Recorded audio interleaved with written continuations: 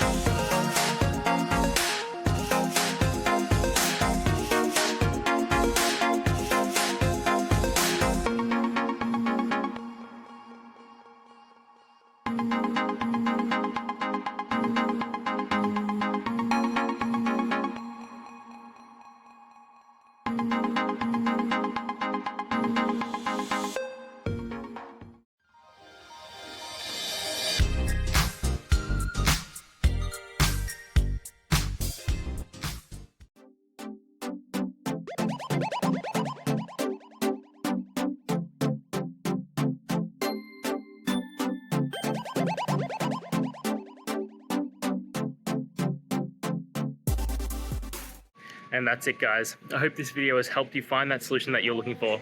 If it did, please hit the subscribe button. I'd really appreciate it. And until next time, I hope you have a good one. Cheers.